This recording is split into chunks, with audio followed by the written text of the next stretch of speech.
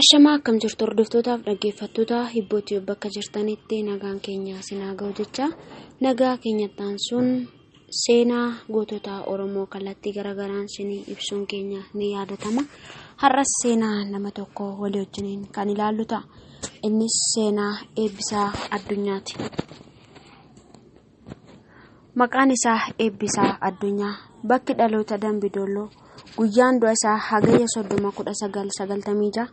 Bakka inni itti du'e magaalaa Finfinnee. Ogummaan isaa weellisaa yookaan walaleessaa fi sabboonaa akaakuu sirbaa aadaa, geerarsa meeshaa sagalee gitaaraa.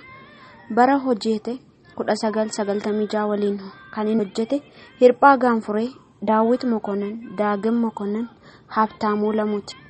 Seenaan jireenya isaa. Eebbisaan kan dhalate naannoo Oromiyaa Wallagga Lixaa magaalaa Dambidolloo keessatti. Eebbisaan maatii isaaf ilma hangafaa yoo ta'u, obboleeyyan dhiiraa 2 fi dubara 3 qaba. Eebbisaan nama kennaa qabuu fi dargaggeessa kabajamaa ture. Barumsa sadarkaa 1ffaa mana barumsaa Oliiqaa Dingilitti kan barate yoo ta'u, barumsa sadarkaa 2ffaa immoo mana barumsaa sadarkaa 2ffaa Qeellamitti barate. Eebbisaan qormaata biyyoolessaa fudhatee waan darbeef yuunivarsiitii galee barachuuf qophaa'aa ture.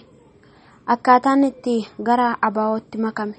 Bara 1991 odoo Eebbisaan ramaddii yuunivarsiitii eeggachaa jiru humnoonni ABO fi Addawaawii mootummaa Dargii kuffisan magaalaa Eebbisaan keessa jiraatu Dambidolloo keessatti ABO'n buufata waraanaa guddaa dhaabe.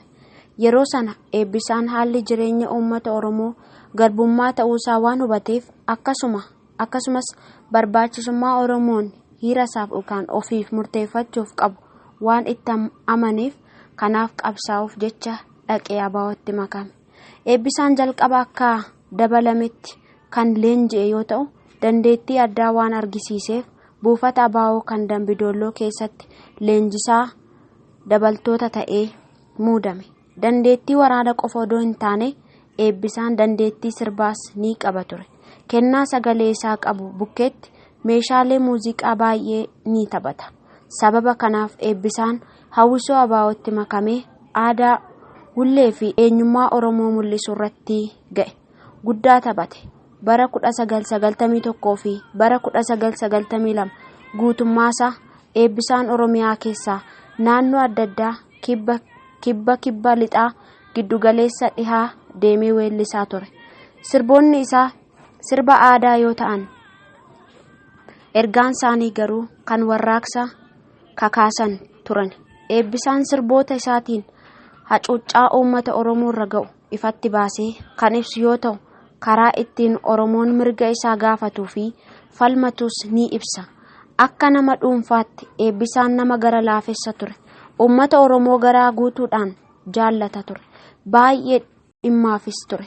Eebbisaan namoota gargaaruu fi dhimmaafiif nama duubatti hin jenne ture. Obboloota isaa, firoota isaa, ollaa isaa, namoota gargaarsa barbaadan kamiyyuu ni gargaara ture. Eebbisaan artistii baay'ee jaallatamaa, dinqisiifatamaa fi sabboonaadha. Seenaa Eebbisaa kutaa 2ffaa guyyaa itti aanu isiniif qabannee dhiyaanna.